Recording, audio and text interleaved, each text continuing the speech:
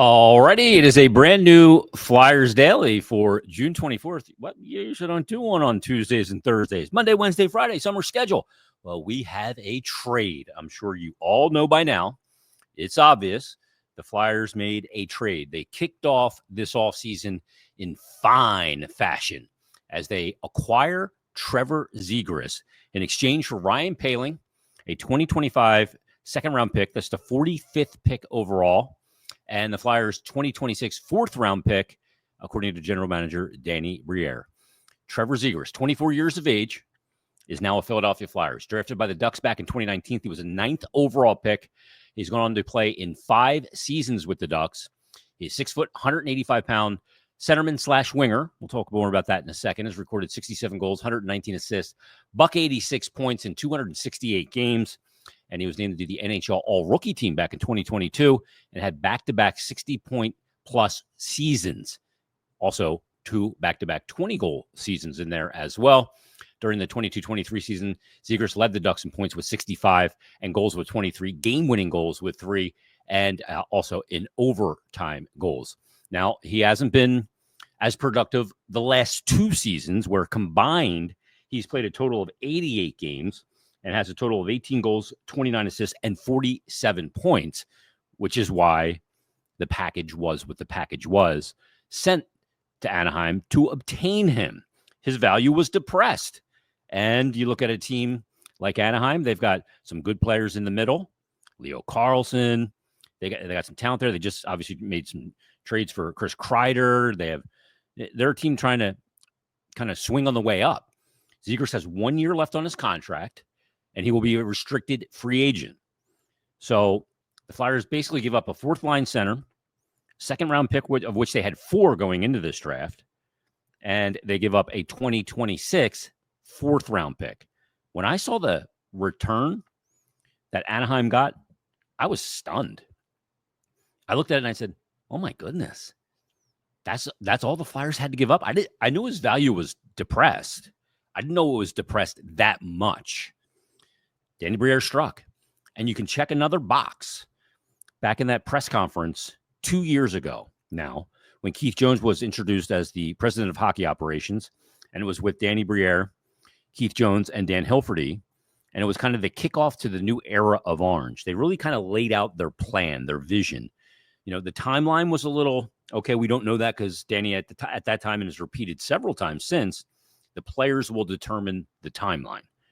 Well, one of the elements that he talked about was, in today's NHL, a 32-team salary-capped, hard salary-capped league, we got to be on the lookout for guys that need a change of scenery that fit our timeline now and long-term, that have high upside, where their value is depressed. Trevor Zegras fits right into that role. And what you had to give up was not basically equal compensation if, and this is a big if, Zegras refines his form. Now, he did deal with some injuries. He's been out, and he obviously missed a bunch of games. He played 31 games in the 23-24 season, and then he played last year in just 57 games, and he had 12 goals and 20 assists for 32 points, and was moved to the wing. So if he can get back to that form where when he was 20 years old, he had 50 points in 75 games, and at 61 points in 75 games in his 20-year-old season, and then 65 points in 81 games in his 21-year-old season, 23 goals in both of those. If he can get back to that form and a trajectory up, then this is a phenomenal deal. You have to, the risk versus reward equation for this is very good for the Flyers. Again, because he's in the last year of his deal, there's no long-term commitment to Trevor Zegras. You gave up Ryan Poehling, who's also going into the last year of his contract. And Ryan Poehling did a good job here, but he does not have the offensive upside, doesn't have the capability as a player to do what Zegras did twice and put up over 60 points. Not to mention that Zegras did it at 20 and 21 years old on a team that struggled mightily in Anaheim. So the upside of Zegras is very high. Now, ultimately, it'll be up to Zegras It'll be up to his health, staying healthy, available. I always say it, you can have all the ability in the world, but if you don't have availability, it doesn't matter. And it'll be interesting to see the usage of Trevor Zegras. Will he be a center? We're going to get to some Flyer fan questions in just a moment. But, some said, does this solve the Flyers center issue? No. This is not that move. I don't think he's a 1C. Maybe it turns out that he is. But as I sit here right now, I don't think that. I think he is better off playing on the wing. I know Pat Verbeek, his general manager in Anaheim, disagrees with that, likes him creating from the middle.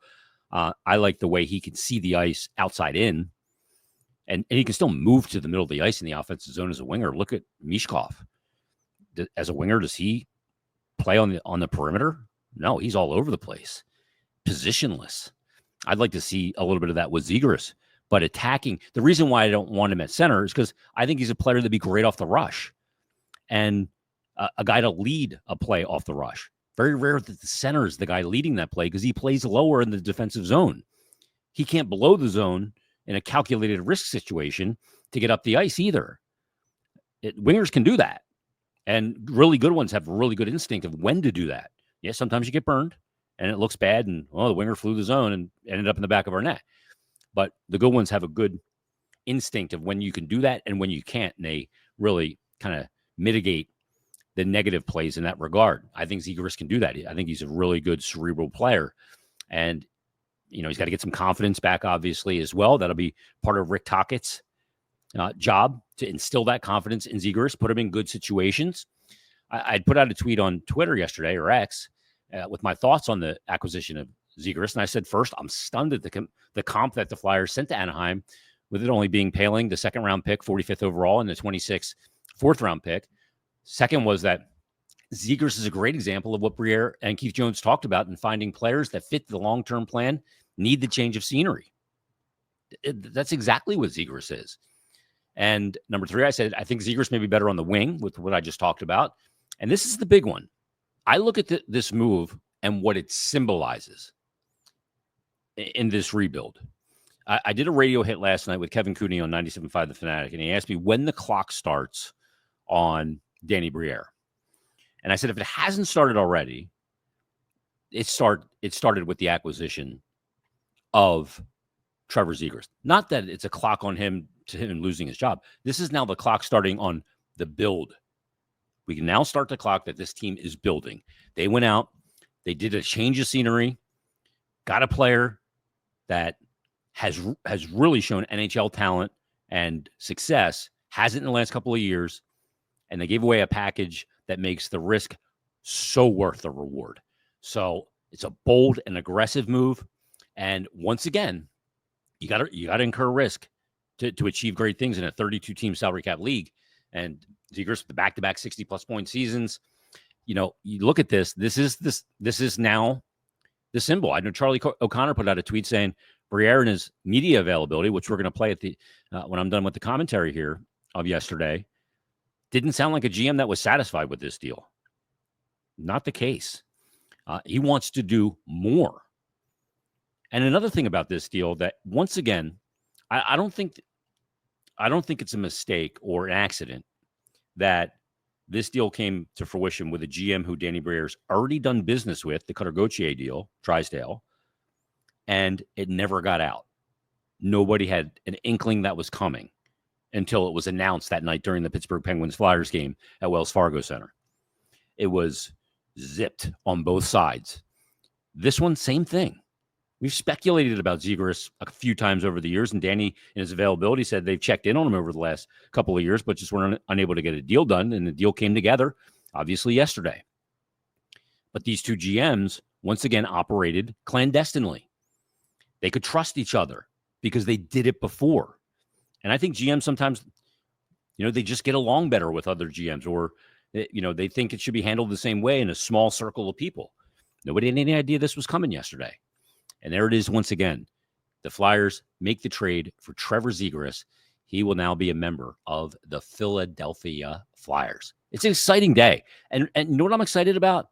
That you're going to find somebody that doesn't like the deal. But for the most part, Flyer fans are pretty unified in the fact that they like the trade because of what they didn't give up to get him and what the player may end up being for the Flyers. All right, let's get to some questions, Flyer fan questions. We haven't done this in a while. First one comes from Tim. He said, was Danny alluding to the imminent Zegras trade with Poehling being the 4C and Zegras the second-line winger driving up Poehling's value? If true, Briere is a genius. Now, Tim did me a real big solid, and he included the clip from the press conference last week of Danny Briere with Brent Flair. Let's actually, I have the wrong one there. Let's grab the right one. Let's share the right screen, Jason. Let's get with it here a little bit. Probably no. Is this it? We'll go like this, and we will blow this up. And this is Danny Briere. Oh, Danny Briere with Brent Flair last week. This is what Tim's alluding to. Calling around the league, finding centers, it's almost impossible. And forget it, you're not going to find a first line or second line center. A lot of teams will be willing to, entertain a fourth line center, moving a fourth line guy, but they'll want a second line winger in return. So, just calling around. Yeah. So is Danny playing chess there while everybody else is playing checkers? Maybe. Look, he's a smart guy. He is very calculated. He had to play his career in a very calculated fashion and as a competitor. Starting to see some of those traits with him as a GM as well. Next question comes from Greg Salini. Greg says, super happy and excited about today's trade. My only question stemming from it, what does this mean for Jetlachenko? Is he in the mix for next season, or does this move buy him time to further his development? I think there's probably some impact because Zegras can play center. The question is, does it benefit Jetlachenko to play in the NHL next year or go back to junior and play in Guelph? I don't think he should have to go back to junior and play. Maybe the best thing for him would be to play in the AHL for part of the season, all the season, whatever it might be. Not an option. But does it impact it? Maybe to some degree, but ultimately we have to see what else happens here too. This is the first move. There may be several more. There may be one more. There may be no more. And then you also obviously have the draft where they could use this NHL currency, as I've often termed it, with picks to turn them into known commodities of players now. So we just don't know what that landscape is going to look like by the time July 10th, when free agency kind of winds down. But right now, as I said, it may have some impact, but we'll see if it actually does have impact or not. Notorious PIG says, if Jet makes the team now this year, how do the centers slot in? I don't see Cates or Jet getting only fourth line minutes. No, the Flyers didn't acquire Trevor Zegras to play on the fourth line. They didn't. And I don't think Jetlachenko fits that fourth line role at this stage of his career either, because I don't think it benefits his development. So how do they slot out? Well, I mean, you still have Couturier, Cates. You traded a center in Poehling, who was kind of your fourth line, sometimes third line center. Again, we don't know how it's going to play out, but if the Flyers are in a situation where Jet forces their hand and he makes the team, Zegras can move to the wing. Danny was asked about that. Is he going to play center or is he going to play wing? And he said, we hope he can play center, but we'll see. That's all going to depend. Rick Tocchet will make those decisions, but we'll see. Lee says, I assume the second-round pick was the Anaheim pick. No, it was. It was actually the Columbus pick from the Provorov deal way back. So that's why it's the 45th overall pick. Josh Weiss, do you want to see the Flyers to try Zegras at center? And if so, for how long? Obviously, we've talked about the need for centers, and this is a chance to see if we have one in Trevor Zegras. We'd love to see him on a line with Forster and or Tippett, along with a guy like Brink or TK. Could be fun. Line combinations, there's going to be a couple questions here about line combinations, who he'll play with. That's all to be figured out in training camp, preseason, and likely through the season.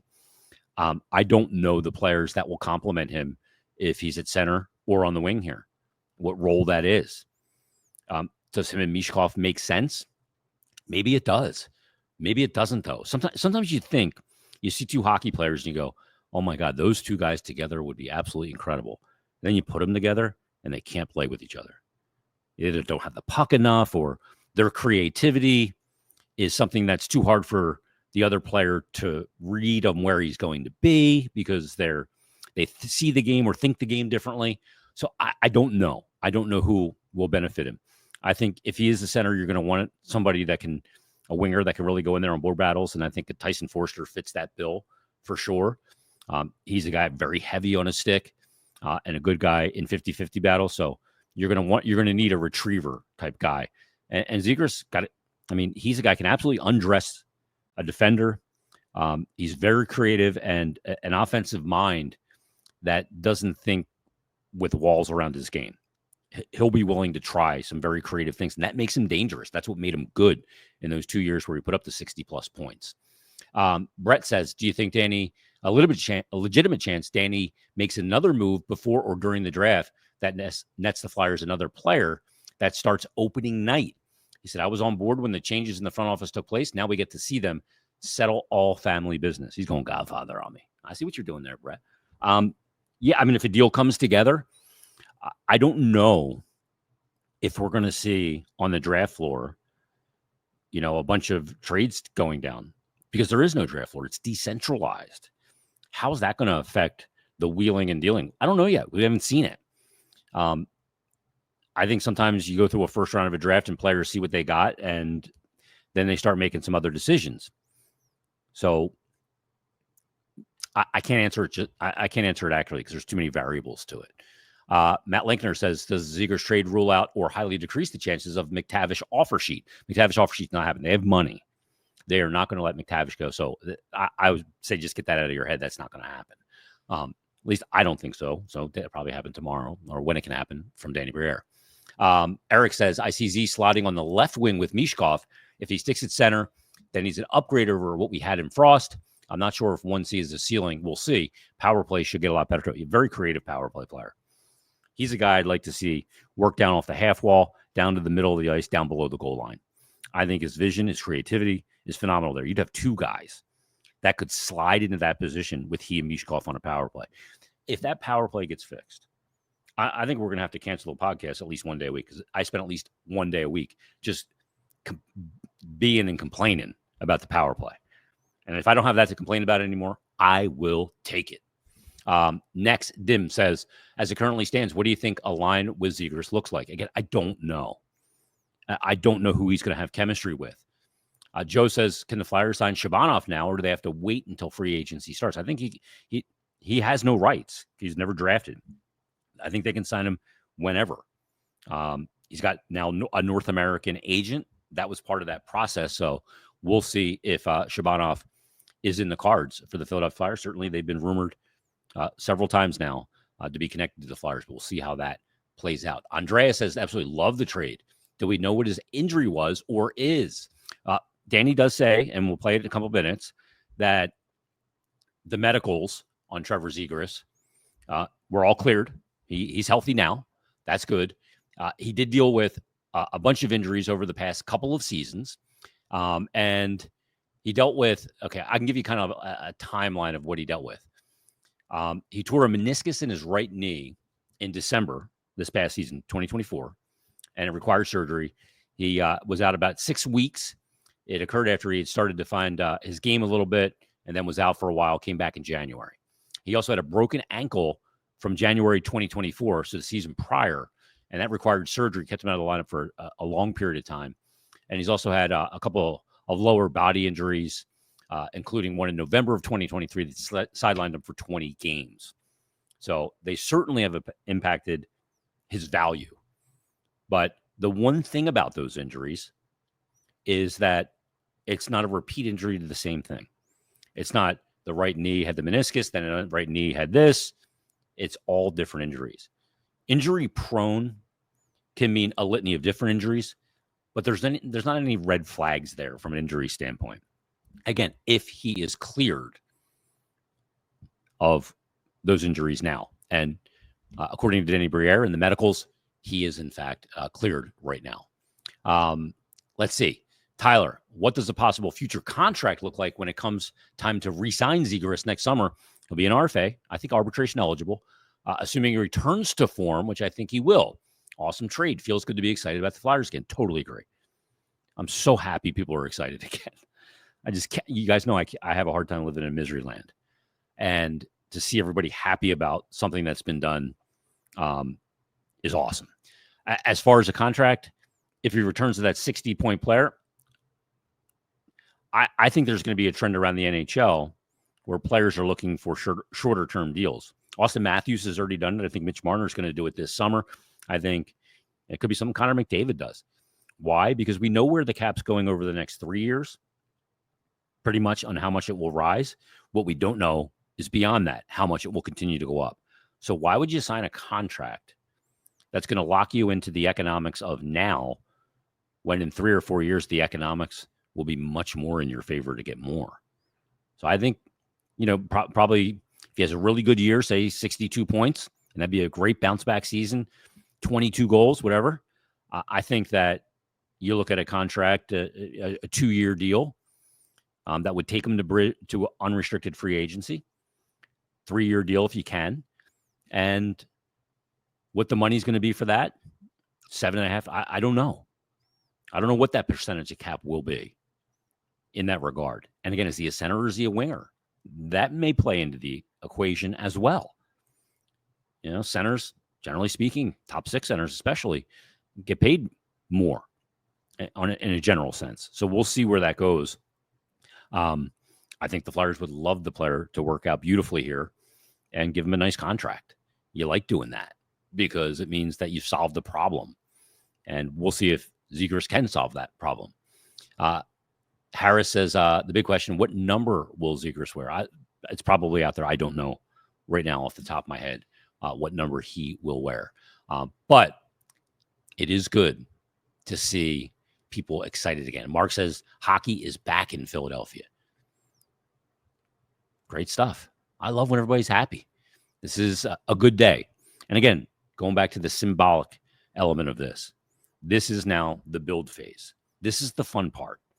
The last 2-3 years of taking players, either trading them, not re-signing them, whatever it might be, taking them away but not replacing them with equal to or greater players is a tough way to keep your spirits up in watching the product day in, day out, and through seasons. Now the fun part. Now comes the additions. Now comes the build back up. Are they going to do everything right? I'm not going to nail everything. There's going to be tweaks and pivots, as I've called them, along the way. And that's part of it. We've seen that with Edmonton. We've seen that with Florida. Florida pivoted from Huberdeau and Weegar and parlayed that into Tkachuk, which changed everything. So there's going to be those elements along the way. But this part is going to get a lot more fun than the last couple of seasons have been. So let's enjoy it. All right, let's get to Danny Briere and his media availability yesterday after the trade and the acquisition of Trevor Zegras. Hey, Danny. I was just wondering kind of what was the process. This has been a trade that's been rumored to be happening for a while now. I guess just why now? What was kind of the process leading into today? Hey, Jackie. Well, why now? I mean, there's never, you don't really decide, when a trade really happens until you both agree. There's time that we've had some discussions on Trevor in the past. There's times where it wasn't feasible on our end, and some of the times, or most of the time, it's probably Anaheim not willing to let go of him. So we just got to a point where the timing was right for both teams, and it made sense this morning to do it. Jackie, any follow-up question? Yeah, I just have one follow-up. There's obviously been a lot of talk about, he's a center or a wing. How do you project him with the Flyers? Well, that'll be more a question for Rick Tocchet. He's going to decide where he fits best and what we have. So, we hope he can, help in the center position, because that's obviously an area that we could improve. But at the same time, if Rick decides that he's better suited on the wing and there's other guys that play better in the middle, he's going to decide. But we certainly hope that he can help fill the void in the middle. Adam Kimmelman, you're on with Danny. Hey, Danny. Just curious, Zegras had some injury issues the last couple of years. What was the medical report that you guys got on him ahead of making the move today? Everything was cleared. Nothing to worry about. Nothing that could be an issue moving forward with him. Yeah, like I said, there's no issue on that part. Adam, any follow-up? Yeah, just one. He's got a couple of friends here, Jamie Drysdale for sure, and Cam York, assuming he's back. How much did you kind of touch base with those guys to get their vibe on what Trevor could bring, and just wondering if they had any input, either way on what you guys did today? Well, we're very close to our players. We talk to them constantly. We always try to get news on some of the players they know around the league, and we've talked about them, along just a normal conversation that we've had, in the last year. That's any of us that are downstairs. Sometimes it's Jonesy. Sometimes it's the coaches. We'll just check in with different guys around the league, get their thoughts, get how they feel about certain guys. It's always helpful to get input from the players because they play against each other. They know, going in the corner, battling against someone who's tough, who has a second, third, fourth effort, who's annoying to play against. So we're constantly asking our players about other players in the league. It's sometimes, there's questions that are a little bit more pointed. They don't even realize really. We're just asking about some of the players they knew. We were well aware that Jamie and Cam York played with him as well, and we're close. But we never came out directly and asked them, if their friend was available or anything like that. Thanks. Kevin Kurz, you're on with Danny. Hey, Danny. Pat Verbeek was saying that Trevor had a desire to play center again. I assume you've talked to Trevor by now. Do you get the sense that he wants to play center? He wants to try it out, and because obviously you look at his career, most of his production in the early part of his career came when he was a center. Yeah, I did talk to Trevor. We didn't dive into his playing time, his ice time, or where he's going to play or anything like that yet. Look, it's not a secret. We're thin in the middle, and hopefully he can, help us out. But at the end of the day, Talk is going to have a say, and he's going to be the one making that decision on Trevor and his position. Charlie O'Connor, you're on with Danny. Hey, Danny. It's pretty clear over the last couple of years that Trevor's production has dipped. He dealt with some injuries as well, but from your perspective, what explains that drop off from where he was a few seasons back, and why wasn't it something that you were concerned about enough not to take the plunge here? Well, that's why he was available in the first place. Top six talent are very, very rarely available around the NHL. We felt that was a risk worth taking for us. We've seen him in the past. He had those really good seasons at 20 and 21 years old. Now, I'm not sure. Yes, injuries were a factor the last couple of years. Other than that, it's tough for us to tell on the outside. We're not in the room. We're not with the coaching staff, with the other players. Sometimes it could be chemistry as well. So I'm not too sure. We feel good about it because of what he's shown in the past, and we hope he can, find that magic again and take it to another level. Jordan Hall, you're on with Danny. Hi, Danny. Just how important was it, Danny, to not lose any of your first round picks this summer in the trade? And do you like Trevor's contract as well? I know he's in a contract year coming up, and there's no real super long-term commitment yet. Yeah, obviously the first round picks for us were a no-go from the start. We spent a lot of time and a lot of frustration acquiring those first round picks. So we're trying to be extra careful with that. And as far as Trevor, time will tell where he can take his game. Kevin, you're back with Danny.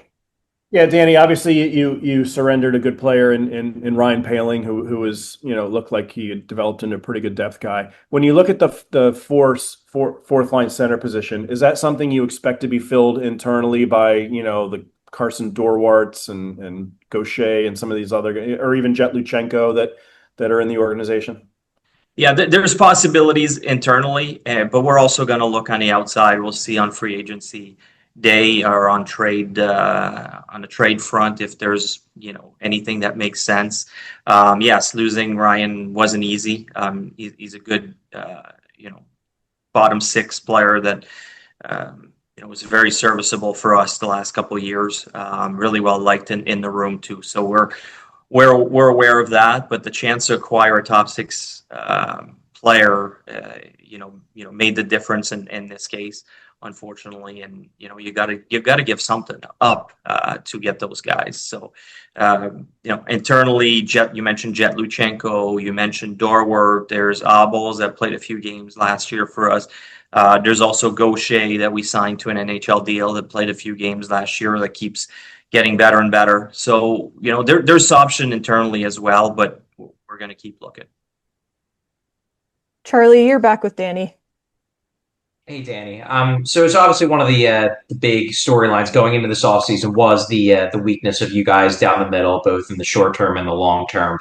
After this trade, do you still see it as a weakness that needs to be addressed? Is this more or less going to be your answer to the center position? And I'm talking both about the upcoming draft, obviously, but also the rest of the offseason. Well, what I can tell you is that we're always looking. We finished fourth worst last year in the NHL, so we constantly need to keep improving. We're still far away. This hopefully is just one piece of the puzzle. We'd like to keep getting better if there's a chance to keep improving while fitting into the plan of growing with our young guys and giving them the chance to grow together. We're going to seriously consider it. We're never stopping there if there's a chance to improve the team. All right, there he is, Flyers general manager Danny Briere addressing the media. He certainly doesn't seem like a guy that's satisfied with this deal. It looks like he's out there looking for more, on the prowl. Draft coming up on Friday as well. Flyers still have 3 first-round picks, now 3 second-round picks in the 2025 NHL entry draft. All right, that's going to do it for this episode, special episode of Flyers Daily, brought to you by Ticketmaster. Make more memories live. We will be back tomorrow with another brand new episode. Join us then on a brand new episode of Flyers Daily.